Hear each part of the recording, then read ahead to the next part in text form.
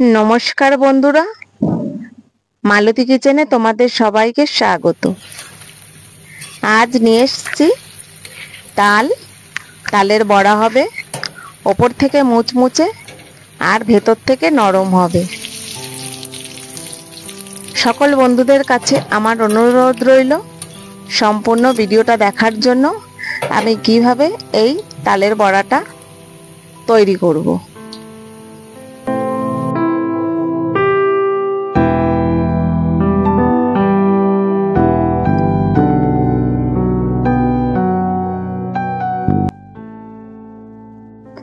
প্রথমে আমি এখানে আগে নারকেলটা কুড়িয়ে নেব।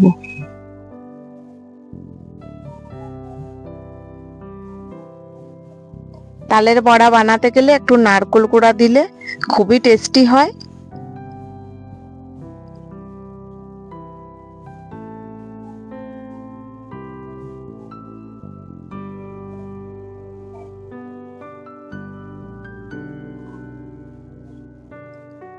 আমার নারকেলটা কুড়ানো হয়ে গেছে।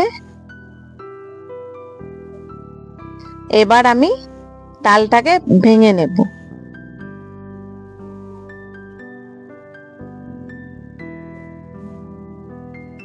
তালটা যে এতই শক্ত, মানে কি বলবো, আমাকে মনে হচ্ছে পেটাতে হবে তালটাকে। এই তাল ভাঙা আর আটা মাখা, এই কাজটা যে আমার কি কুড়েমি লাগে কি বলবো তোমাদের, কি বলবো।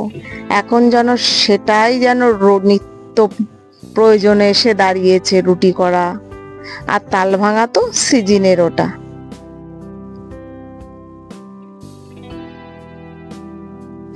তালের খোসাটাকে প্রথমে আমি ছাড়িয়ে নিচ্ছি।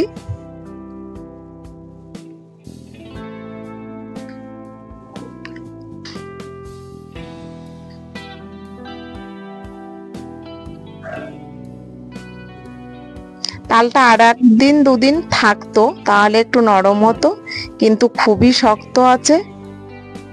অনেক কষ্ট করে আমাকে বের করতে হচ্ছে।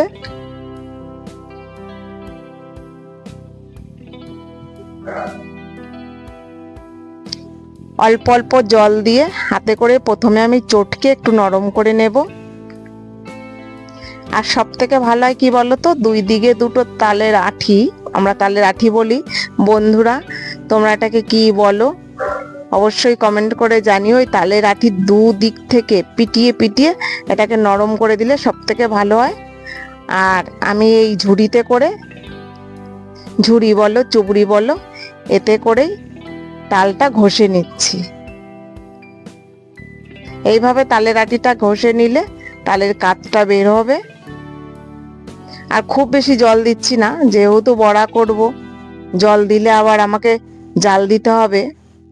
দেখো সুন্দর একটা তালের গোলা। আর এখানে আমি চাল ভিজিয়ে রেখেছিলাম, বেশ 2-3 ঘন্টা চাল ভিজিয়ে আমি জল ঝরিয়ে নিয়েছি। অবশ্য এখন রাতের বেলা একটু রোদ্দুরে শুকিয়ে নিলে সব থেকে ভালো হতো। আধা ঘন্টা 1 ঘন্টা রোদ্রে শুকিয়ে নিলে ভালো হতো, কিন্তু আমার রোদের সঙ্গে দেখা হয় না, সেই কারণে আমি জলটা ঝরিয়ে নিয়েছি বেশ 2 ঘন্টা মতো। প্রায় শুকনো হয়ে গেছে বলতে পারো চালটা। এখন এটাকে আমি গুঁড়ি করে নেব। দেখো সুন্দর গুঁড়ি হয়ে গেছে, কিন্তু কিছুটা সুজির মতন দানাও আছে। আমি আলাদা করে ছাকবো না, এটাই মাখবো। এই তালের বড়া বলো পিঠা বলো, এই চালের গুঁড়োটা না দিলে না খুব একটা টেস্ট আসে না। হ্যাঁ ভালোই লাগে, সবকিছু অনেকভাবেই তো খেয়েছি, সুজি আটা ময়দা, কিন্তু ওই ছোটবেলায় যে মা করতো এই চালের গুঁড়ো দিয়ে, এটাই যেন বেশি ভালো লাগতো। তাই ভাবলাম আজকে চালের গুঁড়ো দিয়ে করব। দেখো এখানে প্রয়োজন মতো আমি চিনি নিয়ে নিচ্ছি।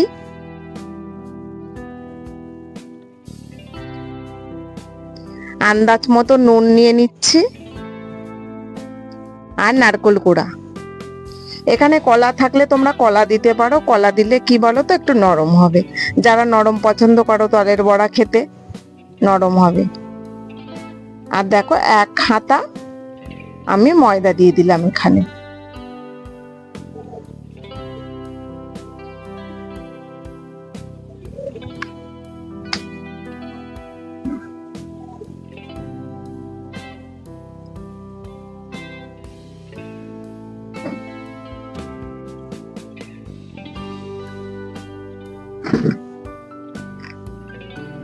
এবার একটু ভালো করে মেখে নেব।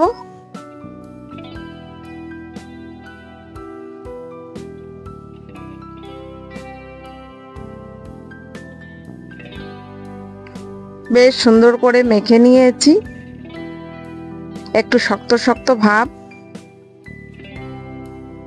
এবার কড়াইতে সাদা তেল দিয়ে দিলাম।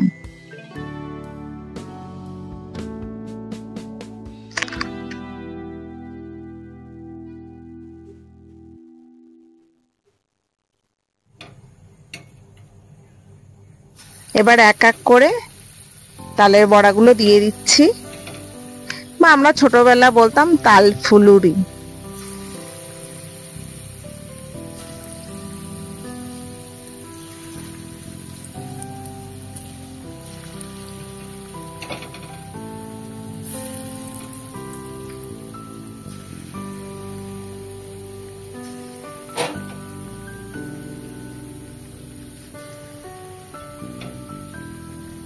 এই চালের গুঁড়ো দিয়ে মেখেছি না, ওই জন্য কড়াইতে দিচ্ছি। বেশ একটা সুন্দর পিঠা পিঠা গন্ধ বেরোচ্ছে, একটা ছোটবেলার জন্য বেশ ভালো লাগছে।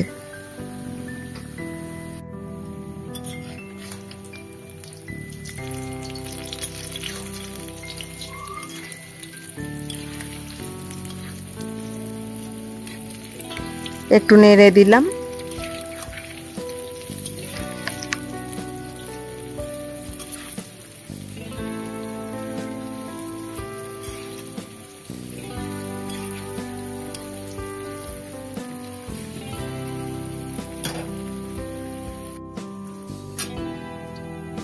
দেখো এবার তুলে নিচ্ছি। দেখো এখানে আমি রাখবো, কিরকম একটা আওয়াজ হচ্ছে, একদম মুচমুচে।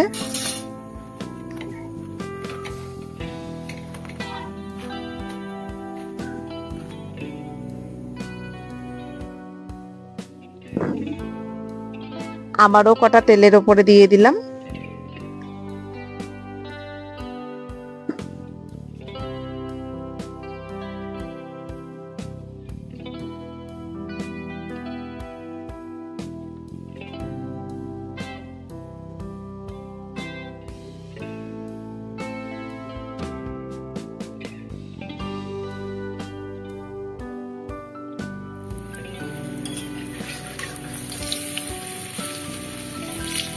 আর একটু নেড়ে দিচ্ছি।